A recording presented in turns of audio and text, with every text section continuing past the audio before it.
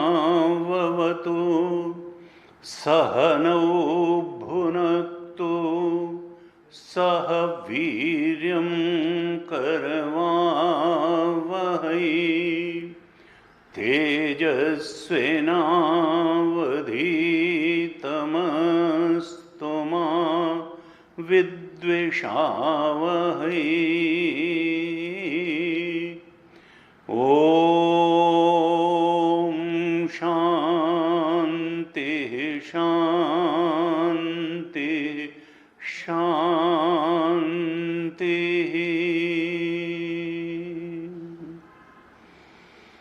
सदाशिवसमारम्भां शङ्कराचार्यमध्यमाम् अस्मदाचार्यपर्यन्तां वन्दे गुरुपरम्पराम्।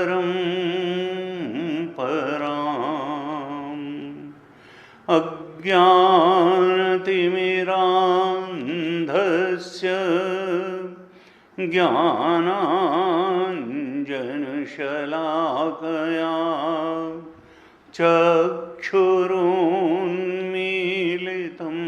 येन तस्मै श्री गुरवे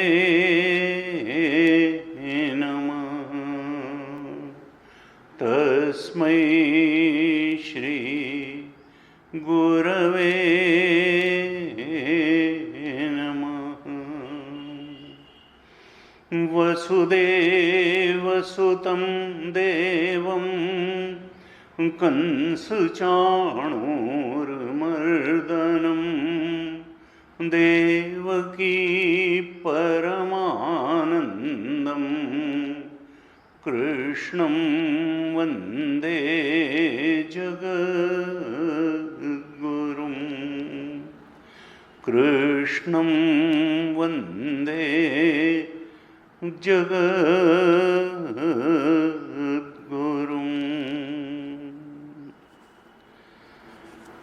हम श्रीमद् भगवद गीता के तीसरे अध्याय पर हम चर्चा कर रहे हैं। बड़ा महत्वपूर्ण अध्याय है और गुरुदेव का बड़ा प्रिय अध्याय था। कर्मयोग का अध्याय है, क्योंकि बिना कर्म किए नैष्कर्म्य की स्थिति सिद्धि प्राप्त नहीं की जा सकती है। हमने चौथे श्लोक पे चर्चा करी थी और पांचवें श्लोक पे भी चर्चा की पिछली कक्षा में। भगवान कहते हैं न कर्मणाम अनारंभात नैष्कर्म्यम पुरुषोष्णुते। चौथे श्लोक में कहते हैं कि बिना कर्म का आरंभ किए अर्थात बिना कर्मयोग में उतरे नैष्कर्म्य अर्थात ब्राह्मी स्थिति की प्राप्ति नहीं होगी। ज्ञान निष्ठा का अधिकारी बनने के लिए कर्मयोग से गुजर करके कर्मनिष्ठा आवश्यक है, नहीं तो दुखम आप्तुम अयोगता। पांचवें अध्याय के छठे श्लोक में भगवान ने कहा संन्यासस्तु महाबाहो दुखम आप्तुम अयोगता। अगर कर्मयोग किए बिना सीधे ज्ञान निष्ठा का अधिकारी अपने को मान करके, जैसा कि अर्जुन मान रहा था भ्रांतिवश, हम बिना कर्मयोग के ही सीधे ज्ञान निष्ठा का अधिकारी मान करके संन्यास ग्रहण करके और कोशिश करेंगे कि श्रवण मनन निध्यासन से ज्ञान हो जाए, तो वासना क्षय तो हुआ नहीं, पापक क्षय हुआ नहीं। भगवान शंकराचार्य इस 4थे अध्याय के भाष्य में लिखते हैं, अप्रारंभात कर्मणाम क्रियाणाम यज्ञादीनाम इह जन्मनि जन्मांतरे व अनुष्ठिता नाम। जब तक यज्ञ आदि कर्म हम नहीं करेंगे, और सारे निस्वार्थ कर्म को भगवान यज्ञ कर्म ही बताने वाले हैं, जब तक हम ईश्वरार्थ कर्म नहीं करेंगे, यज्ञादि कर्म नहीं करेंगे, तब तक, और एक जन्म में नहीं, जन्मांतर, यह जन्म नहीं जन्मांतरे वा, इस जन्म में भी हम यज्ञ दान और तप रूप कर्म नहीं करेंगे, जन्मांतरे हो, पिछले जन्मों में कर्म करके नहीं आए होंगे, अनुष्ठिता नाम, तब तक उपात्त दुरित क्षय हेतुत्वेन, क्योंकि ये यज्ञ आदि जो कर्म हैं, यानी कर्म योग में उतर करके ईश्वरार्थ किए गए कर्म, कामना पूर्ति के लिए किए गए कर्म से पापक क्षय नहीं होगा। पूर्व जन्म के जो दुरित, जो पाप हमने संचित कर रखे हैं, उनका नाश ईश्वरार्थ कर्म करने, यज्ञ कर्म करने से ही होगा। उपात्त दुरित क्षय हेतुत्वेन, कर्मयोग ही वो साइंस है जिसके द्वारा पूर्व जन्मों में इकट्ठा किए गए दुरित या पाप, दुष्ट संस्कार, दुष्ट वासनाएं, दुर्वासनाएं, उनका क्षय हो सकता है। उनके क्षय का हेतु यज्ञादि नाम कर्म ही हैं। कहा सत्व शुद्धि कारणा नाम, और वो अंतःकरण की शुद्धि में कारण बन जाते हैं, उपाय बन जाते हैं। तत्कारणत्वेन च ज्ञान उत्पत्ति द्वारेण, और फिर जब कर्मयोग के द्वारा सत्व शुद्धि हो जाती है, अंतःकरण पवित्र बन जाता है, तो ये यज्ञादि कर्म या कर्म योग कारण बन जाता है। ज्ञान उत्पत्ति द्वारेण ज्ञान निष्ठा हेतु नाम, ज्ञान निष्ठा की पराकाष्ठा नैष्कर्म सिद्धि तक पहुंचाने का कारण बन जाता है यही कर्म योग।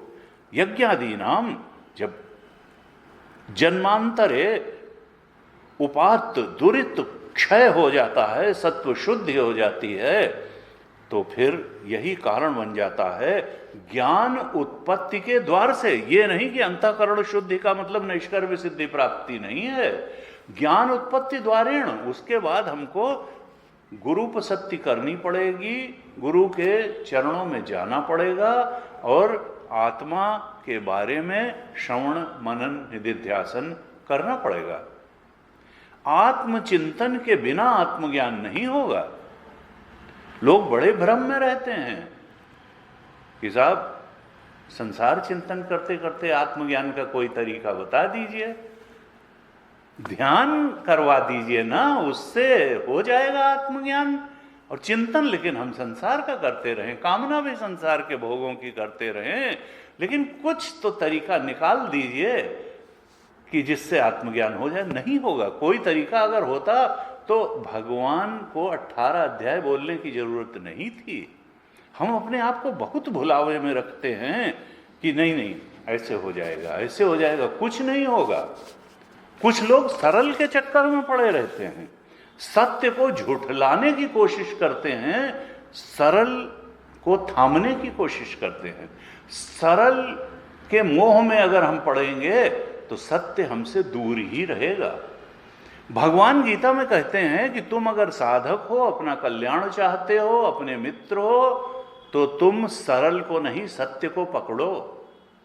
और सत्य जो भगवान बता रहे हैं कि तुम्हें सत्य को पकड़ने के लिए कर्मयोग में भी उतरना पड़ेगा और ज्ञान योग में भी उतरना पड़ेगा और भक्ति योग में भी उतरना पड़ेगा।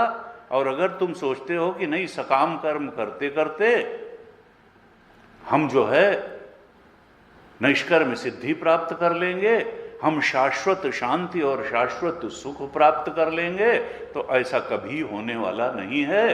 तुम अपने भटकाव की सरलता लिए बैठे रहना और जन्म पर जन्म लेते जाना और उन जन्मों में प्राप्त होने वाले दुख पर दुख उठाते चले जाना।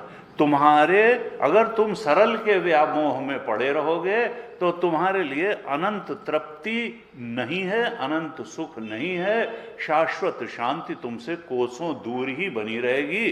तुम थोड़े थोड़े संसारी सुखों को, कभी कामना पूर्ति के थोड़े सुख से, कभी कुछ अच्छी स्वाद तृप्ति के माध्यम से, कभी काम तृप्ति के माध्यम से, कभी थोड़ा बहुत अपना नशा वशा कर लिया उसकी तृप्ति के माध्यम से, और कभी यहाँ वहाँ घूम आए पिक्चर, इन्हीं सब सुखों को, छोटे छोटे तात्कालिक सुखों को लेके ही जिंदगी की सार्थकता मानते रहोगे और कहोगे वाह हमने जने क्या जीवन जी लिया और हमने जने कौन सी तृप्ति प्राप्त कर ली। भगवान कहते हैं कि नहीं, तुम मनुष्य हो, तुम अनंत तृप्ति पाने के हकदार हो, लेकिन उसके लिए जो रास्ता तुमने समझ रखा है भोग का, वो रास्ता छोड़ना पड़ेगा और त्याग का रास्ता अपनाना पड़ेगा। किस चीज के त्याग का रास्ता अपनाना पड़ेगा? कद्दू लौकी छोड़ दी, कहा नहीं, वासना त्याग का, कामना त्याग का। तुम्हें कर्म करने का सही तरीका सीखना पड़ेगा, तो यही तुम्हारा कर्मयोग बन जाएगा। ये जो तुम कामना पूर्ति के लिए कर्म से सुख पाने की भ्रांति बनाए बैठे हो, इस भ्रांति का विवेक से त्याग करना पड़ेगा और स्वयं ही अपने मन को इस बात को समझाना पड़ेगा कि कामना पूर्ति नहीं, कामना त्याग सुख का साधन है। भगवान ने दूसरे अध्याय के 70 श्लोक में बहुत स्पष्ट रूप से कह दिया कि जो कामना का त्याग नहीं करता है, अर्थात काम कामी है, तो काम कामी शांति न आपनोति। काम कामी को शांति नहीं मिलती है, कामना त्यागी को ही शांति मिलती है। विहाय कामान्य सर्वान् पुमांश्चरति निस्पृह निर्ममो निरहंकार स शांतिम अधिगच्छति। शांति किसको मिलती है? जो कामनाओं का त्याग करता है। तो गीता हमें अगर समझनी है, अगर गीता के अनुसार चलना है, तो हमको एक मूल बात तो समझनी पड़ेगी कि गीता में भगवान ने अर्जुन को कहा कि अर्जुन, ये जो तुम समझ रहे हो कि मैं युद्ध नहीं करूंगा और स्त्रियां विधवा हो जाएंगी, वर्णशंकर उत्पन्न हो जाएंगे, ये सब अपनी जो सो कॉल्ड इंटेलिजेंस है इसको एक किनारे रख दो और मैं जैसे कह रहा हूं वैसे करो।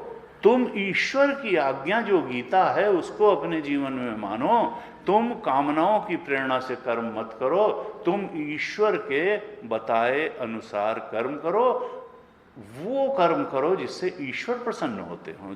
जिस कामना पूर्ति से तुम्हारा मन थोड़ा बहुत प्रसन्न होता हो, वो कामना पूर्ति का मार्ग त्याग दो और ईश्वर की प्रसन्नता के लिए कर्म करने का मार्ग अपना लो।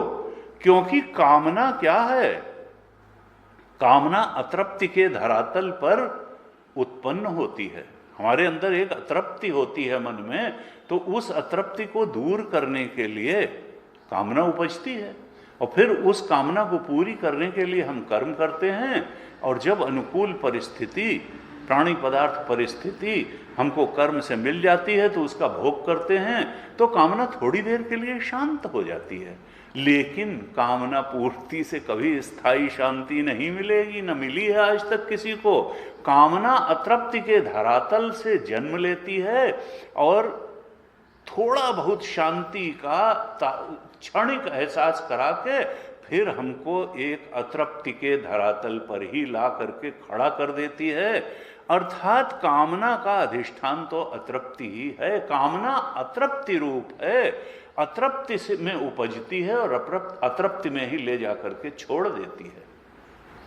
अगर हम कामना के इस अतृप्ति के स्वरूप को नहीं समझेंगे तो कभी हम कामना को त्याग करने का निश्चय नहीं कर पाएंगे। देखिए, हम पहले भी हमने चर्चा की कि वेदांत और गीता जो जीवन का स्वरूप बताते हैं, जो जीवन में उन्नति का मार्ग बताते हैं, जो बोध का मार्ग बताते हैं, जो शांति और सुख का मार्ग बताते हैं, उसमें विवेक और निश्चय का बड़ा महत्व है। दो ही तो बातें हैं, विवेक करना और निश्चय करना। क्रमशः हमारा विवेक उन्नत उन्नत उन्नत होता चला जाए। हमारी चीजों के बारे में दृष्टि बहुत भ्रांत है, गलत है, धूमिल है, और हम चूंकि ये सब सुनने में हमारे अहंकार को ठेस पहुंचती है, हम सोचते हैं कि क्या फिर हमने 60, 70, 80 साल व्यर्थ में बिताए जो हम इन बातों को बहुत बड़ी बात मान करके चलते रहे। नहीं, सुनो ही मत, सत्संग में जाओ मत, ये लोग बहुत बेकार की बातें करते हैं। ये भगवान को भी जाने क्या सवार हुआ कि आकर के गीता बोल दी, एक न्यूसेंस क्रिएट कर दिया, अच्छी खासी जिंदगी चलती थी। लेकिन अब भगवान के कुछ लोग हमसे भी कहते हैं कि आप ये सब मत बताइए, ये इससे कोई लाभ नहीं होना है लोगों को। मैं कहा इसी से लाभ होना है और किसी चीज से लाभ नहीं होना है। जो जितना स्वीकार कर लेगा, एक्सेप्ट कर लेगा, इस विवेक को धारण कर लेगा, और जो जितना इसके अनुसार, गीता के अनुसार निश्चय करके अपनी जीवन दृष्टि बना लेगा, वो उतना ही शांति और सुख को पा लेगा। और नहीं तो जिन रास्तों से वो सोच रहा है, आज तक न किसी को शांति और सुख मिला है, उन रास्तों में न मिलेगा। पुनरपि जन्म पुनरपि मरणम पुनरपि जननी जठरे शयनम, ये संसार है बहुत दुस्तारे, वैसे ही चलता रहेगा। बार बार शरीर धारण करेगा वासना पूर्ति के लिए, और वासना पूर्ति होगी नहीं, और व्यक्ति फिर ABCD से जा करके शुरू कर देगा। योग दर्शन में कहा कि देखो, ये हमारा जो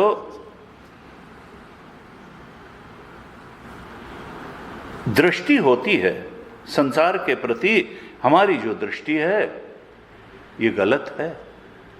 जीवन के प्रति हमारी दृष्टि जो है वो गलत है, हमको सुनने में चाहे जितना खराब लगे। और इस दृष्टि को सुधारे बिना कल्याण होने वाला है नहीं। क्या दृष्टि गलत है? गलत कहें, भ्रांत कहें, आविद्यक कहें, बात एक ही है। और शंकराचार्य जी बार बार अपने विभिन्न भाष्यों में भी और ग्रंथों में कहते हैं, मनुष्य का जीवन कैसे चालित है? अविद्या, कामना, कर्म। अविद्या आत्म स्वरूप की अविद्या है, और उस अविद्या के कारण, क्योंकि आत्मा तो तृप्ति स्वरूप है, लेकिन जब तृप्ति स्वरूप आत्मा का बोध नहीं है, आत्मचिंतन में मन नहीं लगता, संसार चिंतन में मन लगता है, भोग चिंतन में मन लगता है, जहां दिखाई देता है जो झूठ है, यदृश्यम तज्जड़म तद्मिथ्या, वो मानने को तैयार नहीं है, और आत्मा की कोई खबर नहीं है जो सच्चिदानंद है, तो फिर अतृप्ति रूप कामना पूर्ति के लिए ही, आत्म तृप्ति का अज्ञान होने से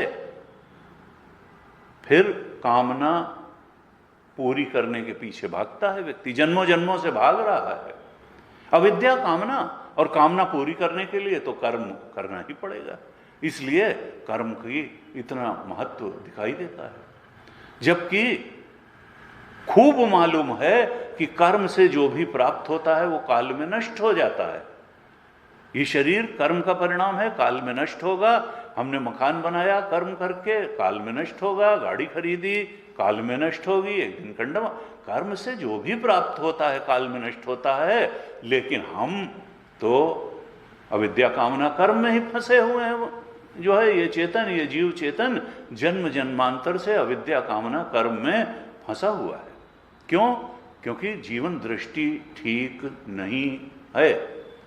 योग दर्शन में कहा यह अविद्या का स्वरूप क्या है, कहाँ पे जीवन दृष्टि गलत है और कहाँ पे सुधारने की जरूरत है, कहाँ ठीक विवेक करने की जरूरत है और कहाँ ठीक निश्चय करने की जरूरत है। तो योग दर्शन में 4 बातें बताई और वो वेदांत के लिए भी लागू हैं। वो 4 बातें क्या हैं? कहा तुम्हारी दृष्टि भ्रांत कहाँ है कि तुम अनित्य को नित्य मान के बैठे हुए हो। हर आदमी इतने मजे में जीता है कि ये तो मरे हैं, लेकिन हम थोड़े मरेंगे। मरे हुए पे अफसोस करता है। रजनीश कहता है रोना हो तो इस बात पे रो कि एक दिन तुम भी मर जाओगे। मरे हुए पर रोने की क्या बात है?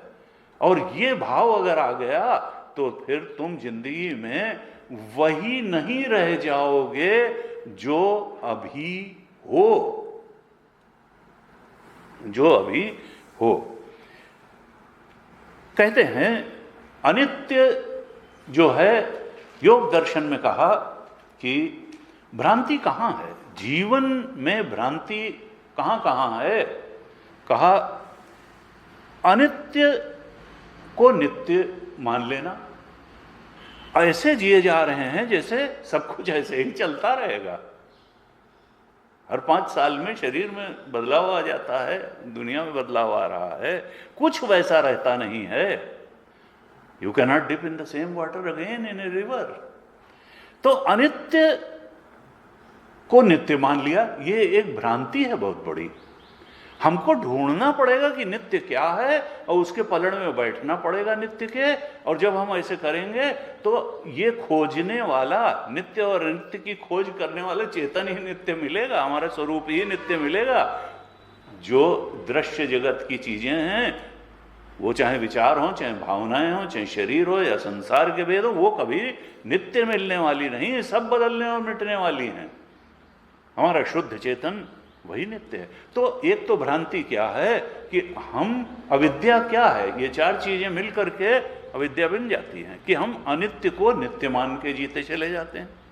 और फिर क्या कहा, अशुचि को शुचि मान करके, ये शरीर गंदा है, इसके हर द्वार से मल ही निकलता है, एक एक रोमकूप से पसीना, कीचड़, यानी क्या क्या।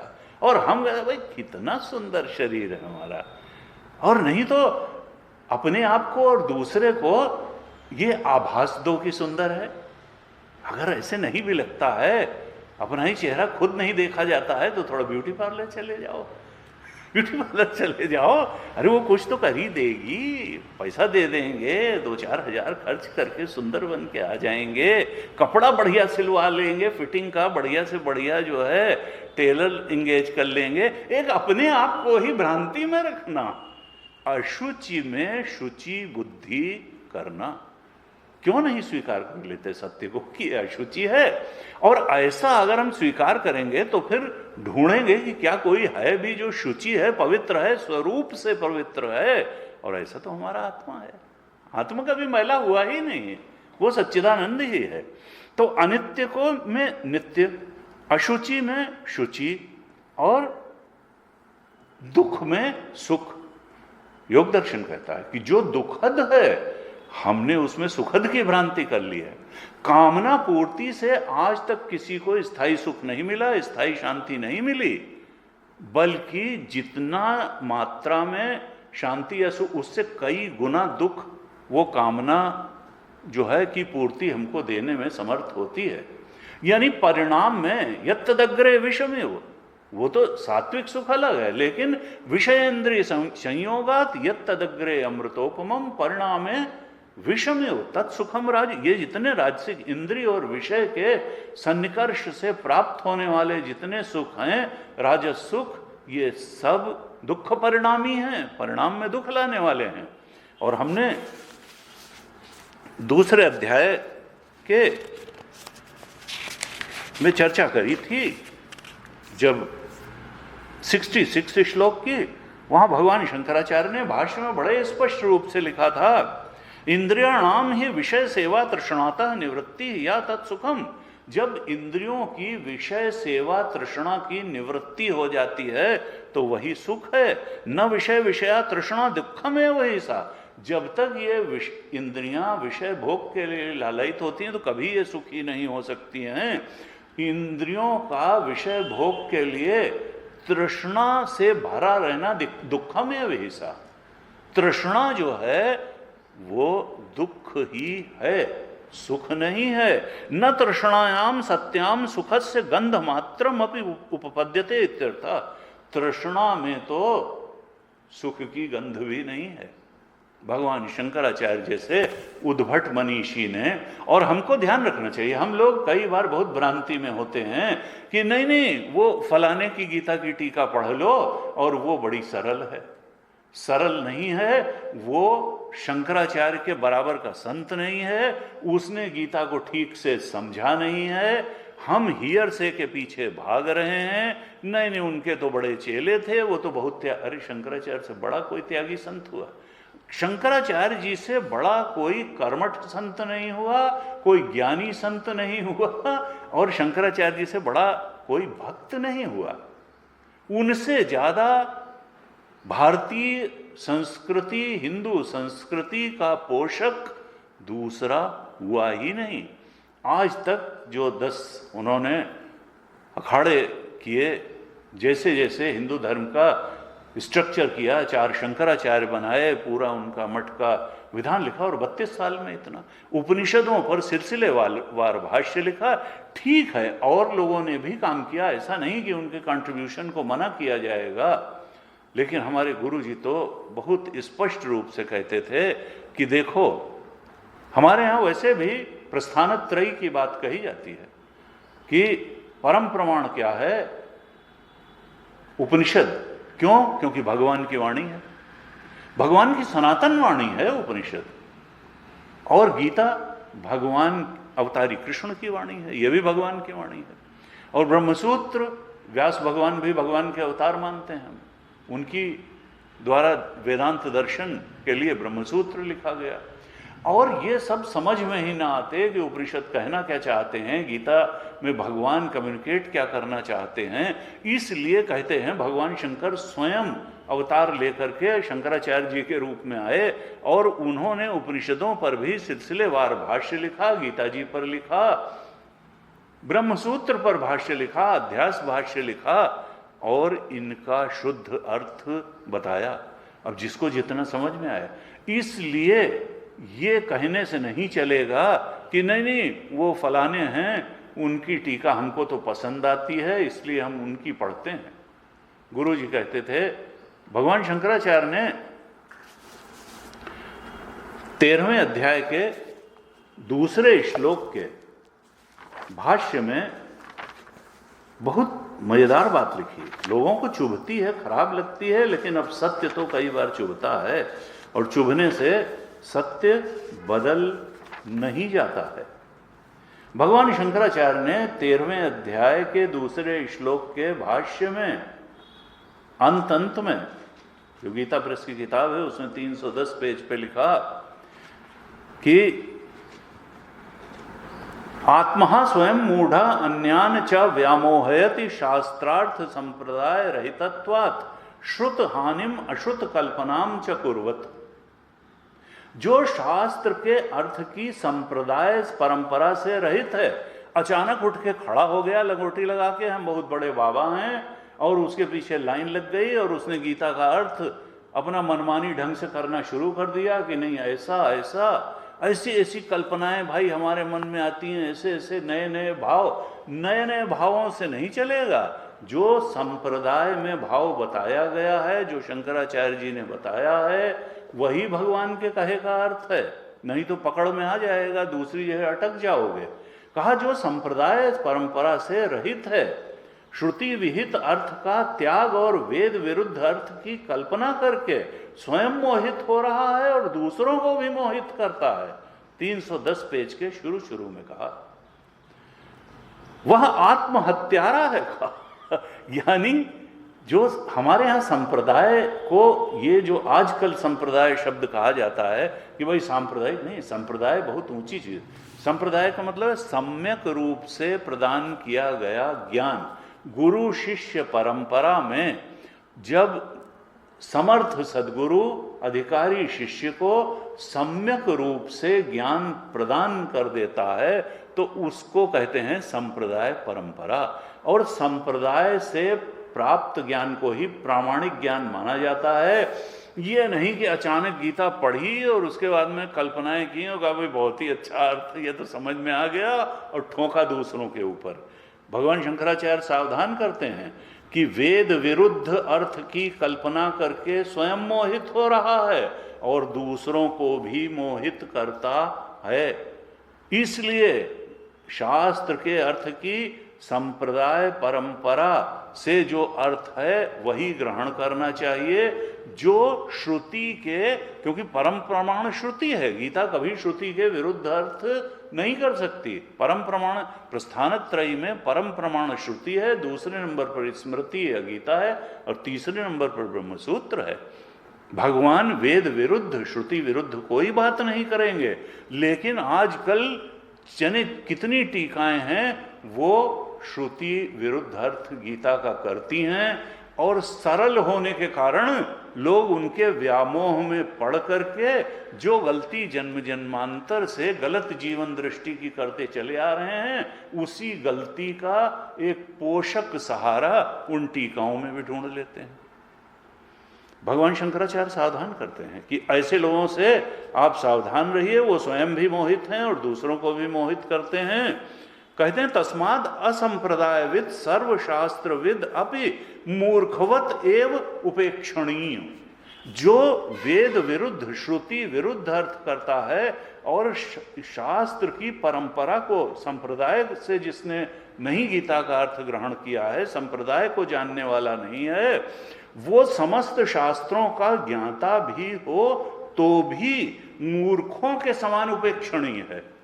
देखिए कितनी बड़ी बात कह दी। और वो नहीं जानते थे कि कलयुग में ऐसी ऐसी टीकाएं हो जाएंगी कि हमने भी लिखी और उन्होंने भी लिखी, तब तो छापा खाना ही नहीं। फोरसाइट उनकी देखिए, तभी सावधान कर गए, जबकि उनके टाइम में भी थोड़ी रही होंगी शायद टीकाएं। कहा तस्माद असंप्रदायविद सर्वशास्त्रविद अपि मूर्खवद एव उपेक्षणीय।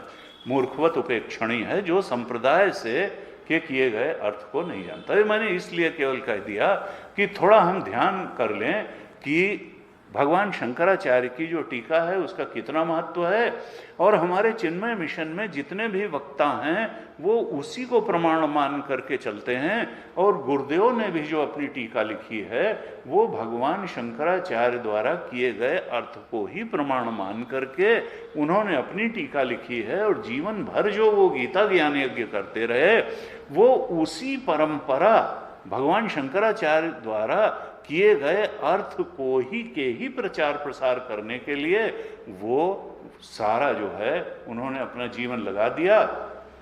और निश्चित रूप से जब लगाया तो उसी परंपरा में हम लोग आज यहाँ बैठ करके श्रवण, तो ये नहीं कह सकते हैं कि कोई उसको समझेगा नहीं। इसी दुनिया में अधिकारी भी हैं, समझने वाले भी हैं, लेकिन अगर हमने दृढ़ निश्चय कर लिया है कि हम समझेंगे ही नहीं तो फिर उसको कौन समझा सकता है। लेकिन समझने के लिए बुद्धि है। अखंडानंद जी महाराज कहते थे भगवान शंकराचार्य ने ये टीका जो लिखी है या गुरुदेव ने जो कमेंट्री लिखी है, कोई गाय बैल उसको थोड़ा समझने आएंगे, मनुष्यों के ही लिए तो भगवान ने गीता बोली, भगवान शंकराचार्य ने टीका लिखी और गुरुदेव ने इतना श्रम किया। मनुष्य अगर समझ ही न सकता होता उसको फॉलो ही, तो फिर ये लोग इन लोग अपना व्यर्थ का प्रयास करते क्या? कहा नहीं। और कुछ तो इतने कॉन्फिडेंट कहें और इतने सत्य के धारण करने वाले संत कहें कि वो कहते हैं कि भाई वो छुपाते नहीं, वो कहते हैं मुझे ब्रह्मबोध प्राप्त है, मैं ब्रह्मज्ञानी संत हूं। लेकिन जब मैं अपने गुरु के चरणों में आया था तो मैं तुमसे भी ज्यादा गया बीता था। मुझे कुछ समझ में ही नहीं आता था, सब सिर के ऊपर चला जाता था। लेकिन मैंने बस एक काम किया कि मैंने गुरु के चरण छोड़े नहीं। समझ में आया तो भी मैं उनके पास उनकी सेवा में रहा, और नहीं समझ में आया तो भी मैं उनके पास उनकी सेवा में रहा, और धीरे धीरे बातें समझ में आने लगी और सब समझ में आ गया। क्योंकि एक दृष्टि की ही तो बात है। गलत दृष्टि हट जाए और सही दृष्टि आ जाए, बस इतना। तो इसमें क्या है? आत्मा को कहीं से लाना है, वो तो हमारा स्वरूप ही है। प्राप्त से प्राप्ति ही तो होनी है।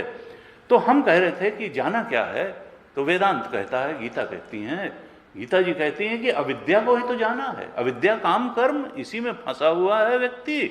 तो पहले कहाँ से शुरू करना है? अविद्या सबसे पहले से हम डील नहीं कर पाएंगे, कामना से। पहले कर्म से ही डील करना शुरू करो और कामना से डील करना शुरू करो। बाद की जो प्रोडक्ट हैं, अविद्या से तो विद्या ही डील करेगी, अविद्या तो ज्ञान से ही जाएगी, क्योंकि कर्म अविद्या का विरोधी ही नहीं होता। हाँ, कर्म अंतःकरण की शुद्धि जरूर कर देगा। तो अविद्या कामना कर्म में हमको पहले कामना और कर्म से डील करना है। जो कामना प्रेरित कर्म है उसकी जगह ईश्वरार्पित कर्म करना है। और फिर जब अंतःकरण शुद्ध हो जाएगा, सत्व शुद्धि हो जाएगी, तब फिर हमको ज्ञान निष्ठा द्वारा अज्ञान अविद्या का नाश करना है। वो केवल चिंतन से होगा, वो केवल गुरु के वचनों की रगड़ से होगा, वो आत्मचिंतन से होगा, वो ब्रह्म चिंतन, वो स्वरूप चिंतन से होगा। लेकिन उसके पहले हमको जहां जहां हम फंसे पड़े हैं, जहां जहां भ्रांति है, उस भ्रांति को भ्रांति समझना होगा। क्योंकि हम जहां फंसे हैं, जो भ्रांति है, जो दुखद है, जो अनित्य है, जो अशुचि है, हम तो भ्रांति के कारण उसको नित्य समझे हैं, शुचि समझे हैं, सुख समझे हैं। हमने अनात्म को ही आत्म समझ लिया।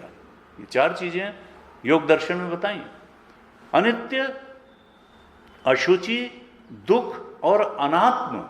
इनमें नित्य का भाव कर लेना, शुचिता का भाव कर लेना, सुख का भाव कर लेना और आत्म का, ये तीन शरीर हैं अनात्म, और हमने इनमें आत्म भाव कर लिया। निर्ममो निरहंकार सशांति, इनमें जो अहम और मम से जो ऊपर जाता है, सशांति में अधिगच्छति, वही शांति पाता है। तो कहा कि देखो, ये कामना जो है अतृप्ति रूप है और आत्मा तृप्ति रूप है। इसलिए जब तक हम लोग कामना और कामना पूर्ति को बहुत बड़ी बात मान के उसी को परसू करते रहेंगे, उसी को गवर्निंग प्रिंसिपल ऑफ लाइफ मानते रहेंगे, तब तक और आत्मचिंतन और आत्मबोध की तरफ नहीं बढ़ेंगे, ईश्वरार्पित कर्म की तरफ नहीं बढ़ेंगे, भक्ति योग को अपने हृदय में नहीं बसाएंगे, कामना को ही हृदय में बसाए रहेंगे, परमात्मा को हृदय में नहीं बसाएंगे, तब तक फिर जैसे चलता रहा है वैसे ही चलता रहेगा। और हम अपनी गीता खुद लिखने की कोशिश करेंगे कि नहीं नहीं ऐसे ही कुछ बता दीजिए साहब, ऐसा करवा देते चिन्मय। तो गुरुदेव के गुरु बन जाओ फिर जाकर के। गुरुदेव ने तो गीता सुनाने को बताया और तुम कहते हो कि भाई ऐसे ऐसे कर दो जरा। तो इसका मतलब फिर ये चिन्मय मिशन गुरुदेव के पद चिन्हों पर न चल करके तुम्हारे पद चिन्हों पर चले, और यहाँ के सारे स्वामी ब्रह्मचारी तुमको रोज सवेरे उठ के दंडवत करें कि गुरुजी आगे क्या आदेश है बताएं, हम उसी हिसाब से करें। अपनी सीमाएं व्यक्ति नहीं समझता है कि क्या कह सकता है क्या नहीं कह सकता है, बस वो चमड़े की जवान चला दी चला दी चला दी। लेकिन अब क्या कहा जाए, मनुष्य ऐसा ही है। हर एक को लगता है कि I am most intelligent person, I have understood the life very well, I am a successful person, I am an achiever. क्यों? छोटे छोटे अचीवमेंट उन्हीं को बहुत, हाँ नहीं हमारे छोटे अचीवमेंट को ही बड़ा कहा जाए और कहा जाए कि मुबारक है भाई तुम्हारे जीवन। और गीता जब आती है वो कहती कोई मुबारक मुबारक नहीं है, तुम तो अविद्या कामना कर्म, तुम तो अज्ञान के कारण कामनाओं को परसू किया तुमने। तुम इस अविद्या को, अज्ञान को, इस मूर्खता को सबसे पहले तो इससे पीछा छुड़ाओ। इससे पीछा छुड़ा पाओगे तो सत्य तो तुम्हारा स्वरूप है, उसको तो कहीं से लाना नहीं है। ये जो तुमने आवरण गलत मान्यताओं का, रॉन्ग नोशंस का डाल लिया, बस यही तो बाधा बन के बैठा। यही अहंकार जो तुम्हारा है, गलत अचीवमेंट का, गलत पहचान का, अपनी गलत पहचान करी, अचीवमेंट्स जो अचीवमेंट नहीं थे उनको अचीवमेंट मान लिया। ये जो पर्दा बन गया तुम्हारा, यही तो आत्मा में तृप्ति स्वरूप, आनंद स्वरूप आत्मा में पर्दा बन गया। देखो, आत्मा जो है वो मरण धर्मा नहीं है, बाकी सब कुछ मरण धर्मा है। भगवान कि दृष्टि को स्वीकार करना, अपनी जो स्वीकृत की हुई जीवन दृष्टि है, हसब ठठाई पुलाव बगालू, दो जीवन दृष्टियां एक साथ नहीं रह सकती हैं।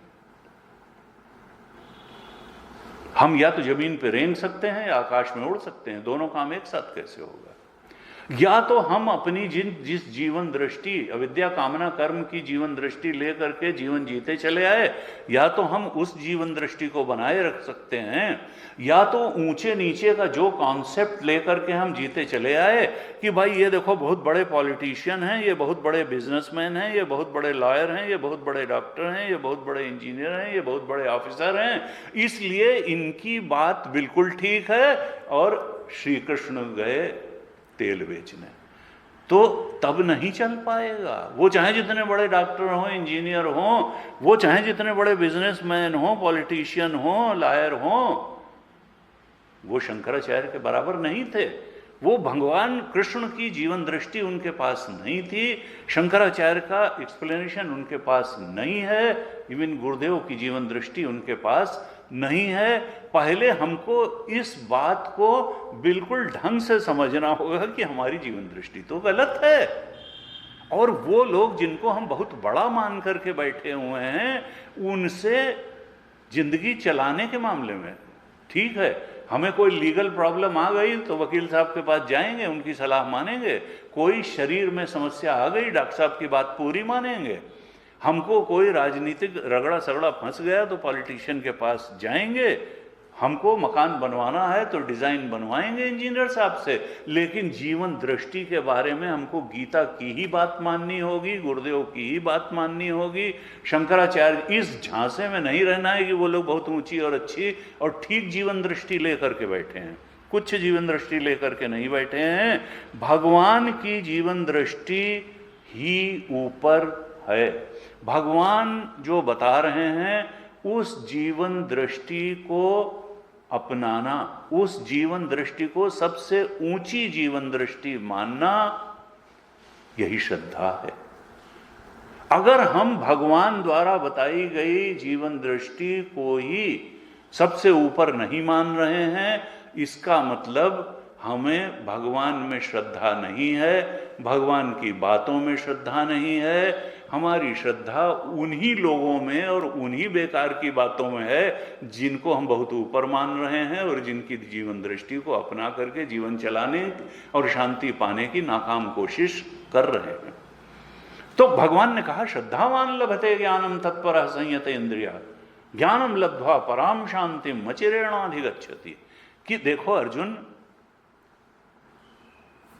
परम शांतिम को कौन पाएगा? सब लोग परम शांति और परम सुख चाहते हैं, लेकिन पाएगा कौन? जो भगवान की जीवन दृष्टि, गीता के वचनों में श्रद्धा रखेगा और अपनी सामर्थ्य में भी श्रद्धा रखेगा। गुरुजी बार बार कहते थे, भगवान तो कह रहे हैं तुम पा सकते हो, और तुम कहते हम कैसे, हम तो दो चार चीजें छोड़ नहीं सकते, सारी कामनाएं कहां से? कहा नहीं, तुमने कोशिश नहीं की। कोशिश करो तो स्काई इज द लिमिट। आत्मा तुम्हारा स्वरूप है। श्रद्धावान लभते ज्ञानम, जो श्रद्धालु नहीं है भगवान के वचनों के प्रति, वो कैसे ज्ञान निष्ठा प्राप्त करेगा, आत्मज्ञान और आत्म शांति और आत्म सुख की प्राप्ति करेगा? जो तत्पर नहीं होगा, कमर कस करके जीवन दृष्टि बदलने की कोशिश ही नहीं करेगा, तत्पर नहीं होगा, संयतेंद्रिय नहीं होगा। भगवान ने दूसरे अध्याय के 58 से 68 श्लोक तक जो संयमोपनिषद बताया, वो संयमोपनिषद को जीवन में लाने की कोशिश नहीं करेगा, संयतेंद्रिय नहीं होगा, तो फिर उसको ज्ञान निष्ठा नैष्कर्म्य सिद्धि कैसे मिलेगी? शाश्वत शांति और शाश्वत सुख कैसे मिलेगा? तो भगवान ने कहा कि देखो ये गीता अर्जुन, इससे बड़ी कोई चीज है नहीं। और भगवान ने कहा 18वें अध्याय में 63 श्लोक में भगवान ने कहा 18 चैप्टर के, इति ते ज्ञानमाख्यातम गुह्यात् गुह्यतरम मया। भगवान ने नहीं कहा कि ये बड़ा सरल होगा, ये सबसे गूढ़ ज्ञान है, इससे ज्यादा गूढ़ ज्ञान कोई नहीं है। गूढ़ से गूढ़ ज्ञान इसमें मैंने तुमको बता दिया। और किस लिए बताया? कि तुम इसको गहराई से इस पर विचार करो। क्योंकि अर्जुन ने कोई बहुत साधना नहीं करी, वहां भगवान ने कहा, बताया, बोला और उसको ज्ञान हो गया। विमृश्य एतद अशेषण, पूर्ण रूप से मेरे कहे गए वचनों पर विचार करो और फिर तुम्हारी जीवन दृष्टि वो हो जाएगी जो मैं तुम्हारी बनाना चाहता हूं। सर्वगोह्यतमं भूया शृणु में परमं वच, इष्टोसि में दृढ़मिति ततो वक्ष्यामि ते हितम्। सर्वगोह्य वचन मेरे सुनो। क्यों? क्योंकि तुम इष्टोसी। देखिए, भगवान अगर को भक्त कहे कि इष्टोसी तो समझ में आता है। यहां भगवान भक्त को इष्टोसी कह रहे हैं, तुम मेरे इष्ट हो, यानी सबसे प्रिय हो। इष्टोसी में दृढ़मिति, मैं तुमसे बहुत प्रेम करता हूं। ततो वक्ष्यामि ते हितम्, इसलिए तुम्हारे हित को ध्यान में रख करके मैं ये गीता बोल रहा हूं। नहीं तो मुझे कोई सनक नहीं है। तुम इतने परेशान दिख रहे हो, हाथ से गांडी छूटा जा रहा है, पैर कांप रहे हैं, पसीना निकल रहा है, किंग कर्तव्य जिंदगी में क्या करें क्या न करें कुछ समझ में ही नहीं आ रहा है। तुम्हारी इस परेशानी को देख करके तुम्हारे हित के लिए यह वचन मैं कह रहा हूं और इन पर पूरी तरह से विचार करो। और फिर भगवान ने कहा, देखो तुम कामनाओं की शरण में मत रहो, अपने बेकार के चिंतन की शरण में न रहो, अपनी भ्रांतियों की शरण में न रहो, अपने अविद्या कामना कर्म की शरण में न रहो। तुम तो मुझ कृष्ण परमात्मा की शरण में रहो। और परमात्मा की शरण में रहने का मतलब क्या है?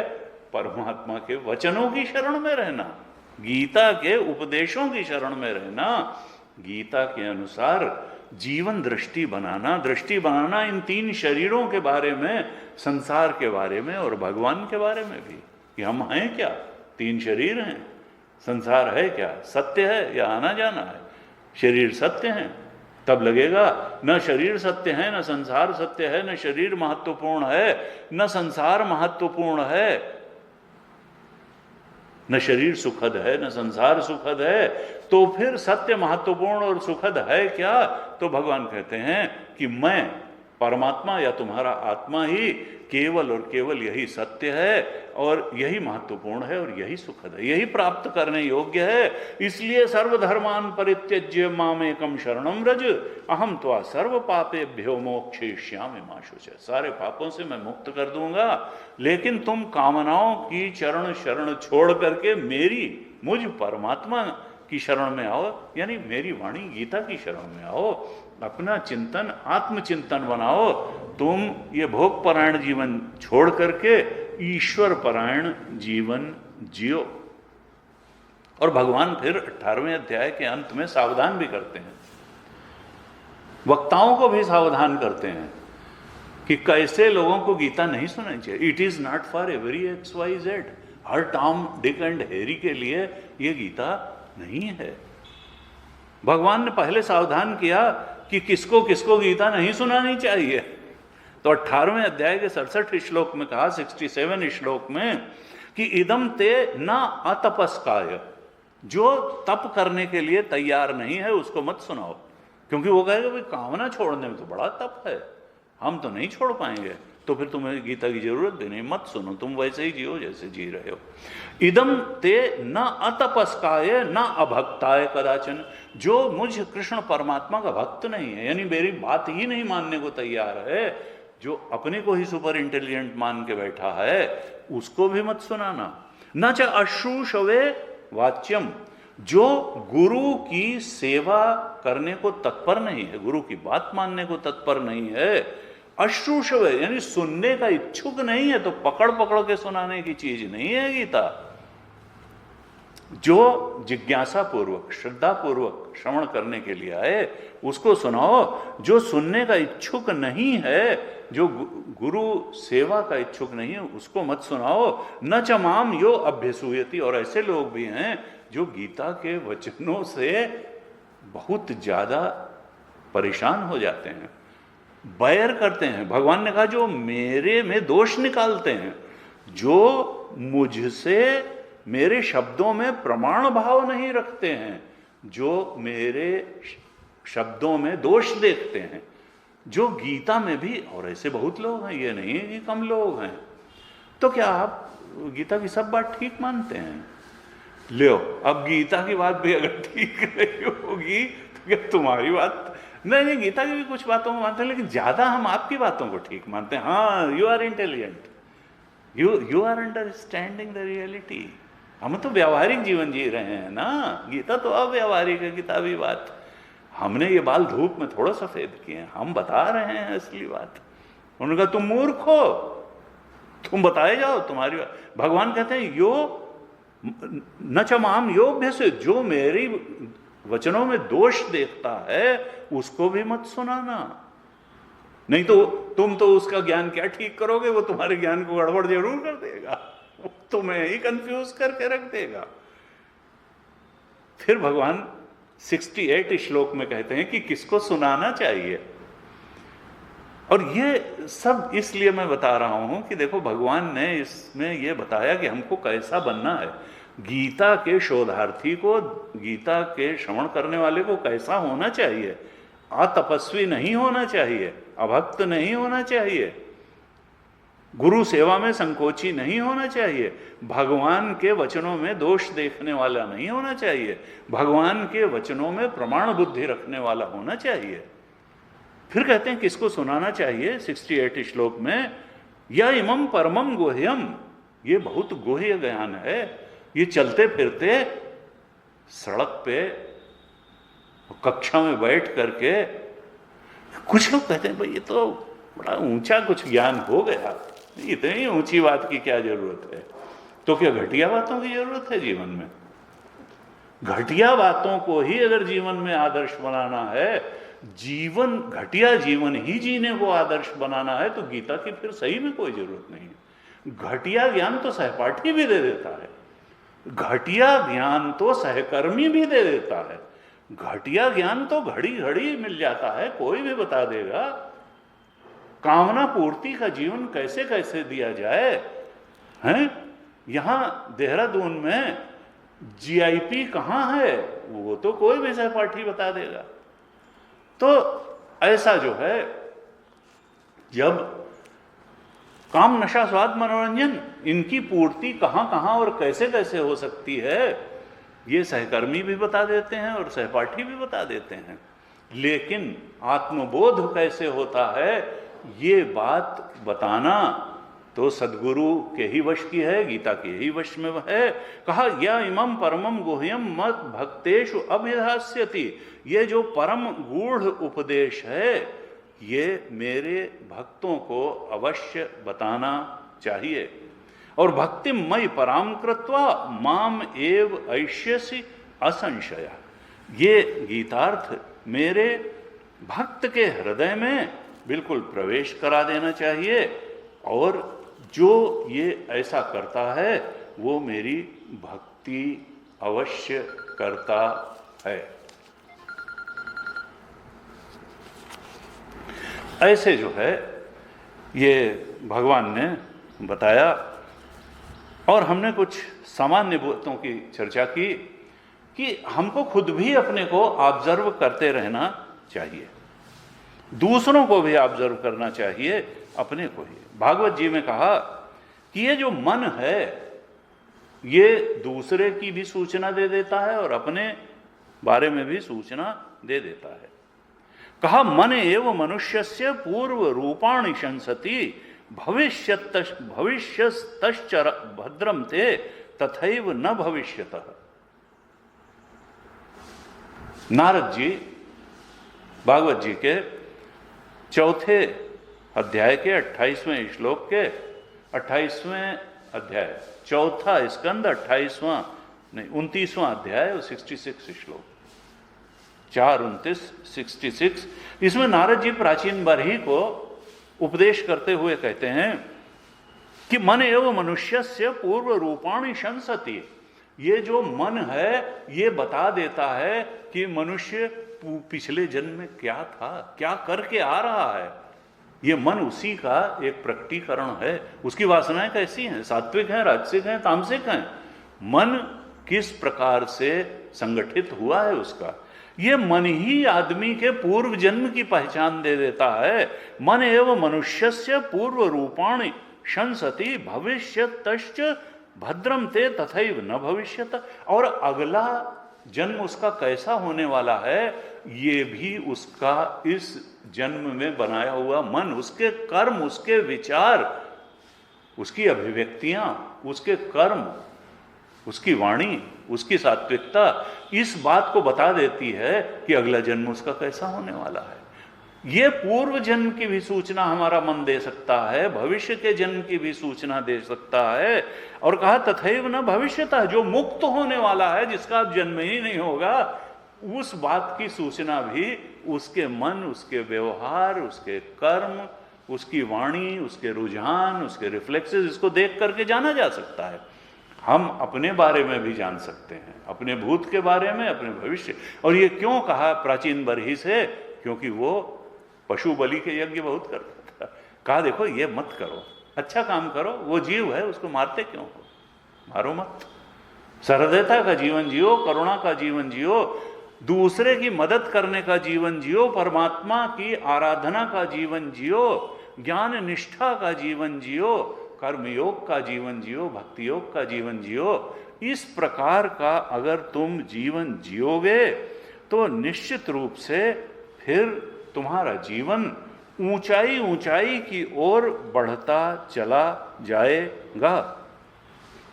भागवत जी में ही चौथे स्कंध में ही कहा 29वें अध्याय में कि कर्म कौन सा अच्छा है। कहा सत्कर्म हरितोषम यत्, कर्म वही अच्छा है जिससे भगवान संतुष्ट होते हो, जिससे केवल हमारा मन प्रसन्न होता हो, थोड़ी देर के लिए हमें खुशी मिल जाती हो, तृप्ति की एक गलत भ्रांति उत्पन्न हो जाती हो, वो कर्म बहुत करने योग्य नहीं है। सत्कर्म हरितोषम, सत्कर्म वही है जिससे भगवान प्रसन्न होते हो। और सा विद्या तन मतिर्मया, कहा विद्या वही है जिससे भगवान की ओर बुद्धि मुड़ती हो, जिससे हमारा मन और बुद्धि भगवत चिंतन में लगते हो, वही विद्या विद्या है। सा विद्या तन मतिर्मया। आज तो यहीं खत्म करना पड़ेगा, बैटरी इसकी डाउन हो रही है। आप सबका बहुत बहुत धन्यवाद।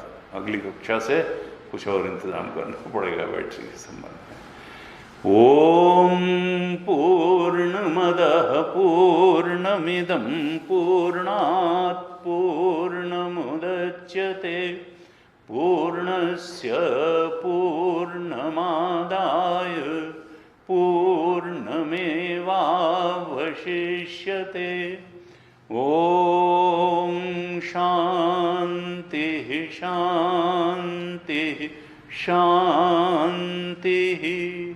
हरिः ओम श्री गुरुभ्यो नमः। हरिः ओम।